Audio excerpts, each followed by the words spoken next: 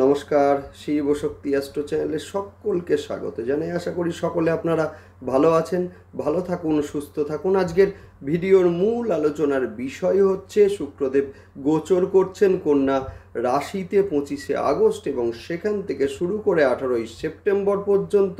মূলত শুক্রদেব অবস্থান করবেন কন্যা রাশিতে এবং যেখানে শুক্রদেব কিন্তু নিচস্থ অবস্থায় অবস্থান করবেন এবং একই সঙ্গে শুক্রদেবের সঙ্গে জুতি তৈরি হচ্ছে কেতুর। সুতরাং এই যে সময়টা মূলত কন্যা রাশি এবং লগ্নের জাতক জাতিকাদের ক্ষেত্রে কেমন যাবে সেই নিয়েই আজকের ভিডিওতে পুঙ্খানুপুঙ্খ আলোচনা করব। সঙ্গে থাকছে নাক্ষত্রিক বিশ্লেষণ এবং সেই সঙ্গে প্রতিকার। অবশ্যই আপনারা ভিডিওটিকে শেষ পর্যন্ত দেখতে থাকুন।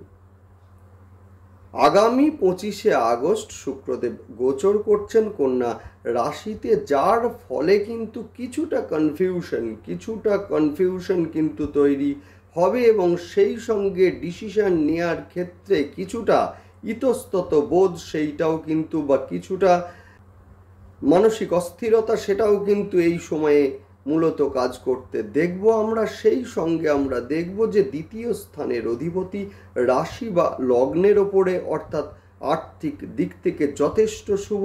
সেই সঙ্গে পিতার শরীর নিয়ে কিছুটা দুশ্চিন্তা যেমন বাড়বে, সেই সঙ্গেই আমরা দেখব যে মূলত এই সময়ে বেশ কিছু পৈতৃক সম্পত্তি সেগুলো প্রাপ্ত হতে এবং সেই সঙ্গে যে সম্পত্তির হদিশ হয়তো আপনারা জানতেন না বা যে অর্থের হদিশ হয়তো আপনারা জানতেন না, সেইটা হঠাৎ করে প্রাপ্ত হতে, সেইটাও আমরা দেখব। কিন্তু কারা পাবেন অবশ্যই আপনারা ভিডিওটিকে শেষ পর্যন্ত দেখতে থাকুন।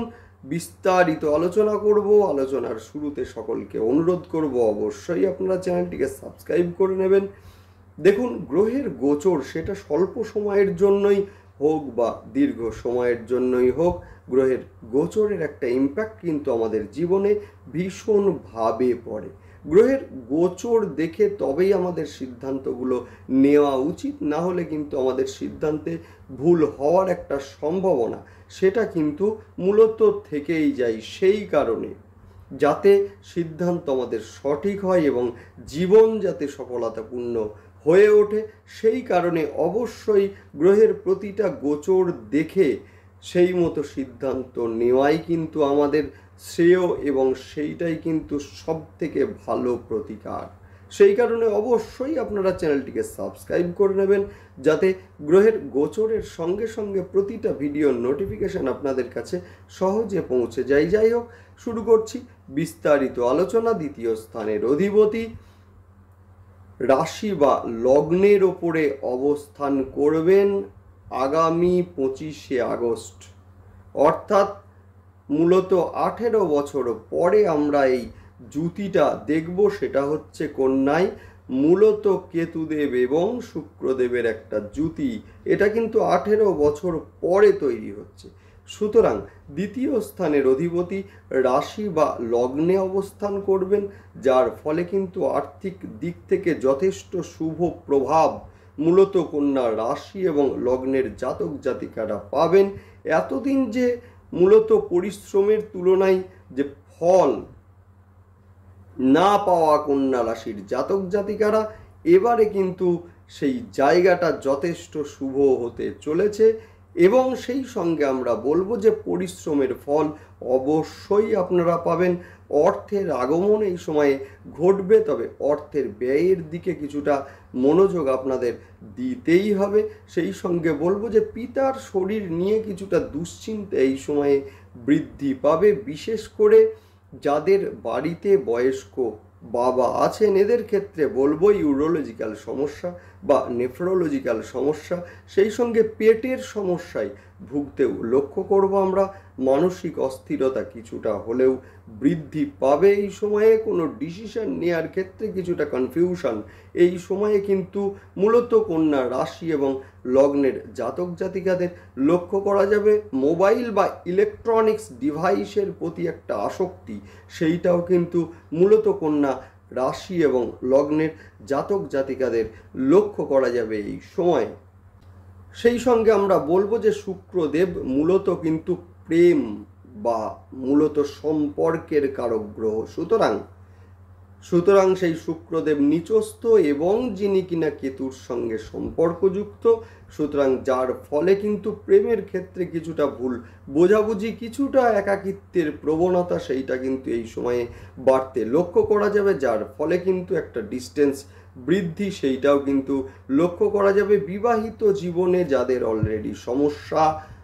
অলরেডি চলছিল, এদের ক্ষেত্রে আমি বলবো যে স্বামী বা স্ত্রীর ক্ষেত্রে একটা অ্যাডজাস্টমেন্টের অভাব বা মিসআন্ডারস্ট্যান্ডিং ইত্যাদি যাদের চলছিল, এদের ক্ষেত্রে সমস্যা এই সময়ে কাটবে। কন্যা রাশির জাতক জাতিকাদের অনেকটা ইমোশনাল হতে লক্ষ্য করা যাবে, হঠাৎ করে রেগে যাওয়া বা ধৈর্য হারানোর একটা প্রবণতা সেইটাও কিন্তু এই সময়ে লক্ষ্য করা যাবে।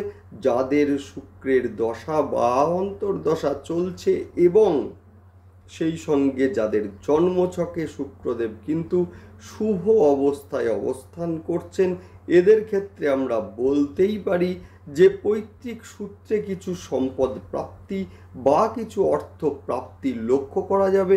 সেই সঙ্গে এমন কোনো সম্পদ যেটা হয়তো আপনি জানতেন না, মূলত পৈতৃক সূত্রে কেউ এসে আপনাকে খবর দিল এবং যার ফলে বড় ধরনের একটা অর্থ বা সম্পদ আপনি প্রাপ্ত করলেন, সেই সম্ভাবনাও কিন্তু এই যোগে যথেষ্ট লক্ষ্য করা যাচ্ছে।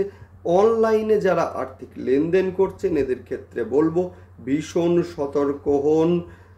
যে কোনো অজানা লিঙ্ক বা অজানা নম্বর রিসিভ না করাই ভালো, এর মাধ্যমে বাড়তে পারে কিন্তু বিপত্তি। দেখুন, শুক্রদেব আমাদের কিন্তু অর্থেরও মূলত কারক গ্রহ, সেই কারণেই মূলত কালপুরুষের রাশিচক্রে দ্বিতীয় ঘর কিন্তু শুক্রদেবকে দেওয়া হয়েছে। সেই শুক্রদেব যখন নিচস্থ, একদিক থেকে রাহু দৃষ্টি এবং একই সঙ্গে কেতুর সঙ্গে সম্পর্কযুক্ত, সুতরাং যে কোনো অজানা জায়গা থেকে গুপ্তভাবে অর্থের ব্যয় বা অর্থের যে প্রতারণার সম্ভাবনা সেইটাও কিন্তু এই সময়ে ভীষণভাবে লক্ষ্য করা যাচ্ছে। সেই সঙ্গে আমরা বলবো যে কন্যা সন্তানের শরীর নিয়ে অল্প বিস্তর দুশ্চিন্তা বাড়বে, হঠাৎ করে ঠান্ডা লাগা, জ্বর ইত্যাদির সমস্যা বাড়তে পারে। সেই সঙ্গে স্কিনের সমস্যা এবং স্কিনে র্যাশ বেরোনোর মতো সমস্যাও কিন্তু এই সময়ে লক্ষ্য করা যাবে। বিবাহের ক্ষেত্রে কথা চলছিল কিন্তু হঠাৎ করে সেই কথা থেমে যাওয়া, এমন ঘটনাও কিন্তু লক্ষ্য করা যাবে এই সময়ে। বিবাহের ক্ষেত্রে বিলম্ব হওয়া সেই রকম ঘটনাও কিন্তু এই সময়ে লক্ষণীয়। বাড়ি জমি ক্রয় করার ক্ষেত্রে বলবো ভালো করে কাগজপত্র বুঝে নিন এবং পারলে কোনো অ্যাডভোকেটের সাহায্য নিয়ে তার পরামর্শ নিয়ে আপনারা অবশ্যই কিনতে পারেন। নেক্সট আমি যেটা আলোচনা করব সেটা হচ্ছে নাক্ষত্রিক বিশ্লেষণ নিয়ে। শুরুতেই বলবো উত্তর ফাল্গুনী নক্ষত্রের জাতক জাতিকাদের পিতার শরীর নিয়ে কিছুটা দুশ্চিন্তা থাকছে। কর্মপ্রাপ্তির ক্ষেত্রে এই সময় যথেষ্ট শুভ। হঠাৎ করে শরীরে আঘাত প্রাপ্তির সম্ভাবনা এই সময়ে রয়েছে। কর্ম পরিবর্তন যারা করতে চাইছেন, এদের ক্ষেত্রে এই সময় যথেষ্ট শুভ। নেক্সট আলোচনা করব হস্তা নক্ষত্রের জাতক জাতিকাদের।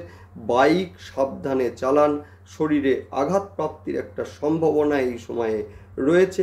আর্থিক ব্যয় কিন্তু এই সময়ে বৃদ্ধি পাবে। এই সময়ে যারা শিক্ষার কারণে বিদেশে যেতে চাইছেন, এদের ক্ষেত্রে ভীষণ শুভ।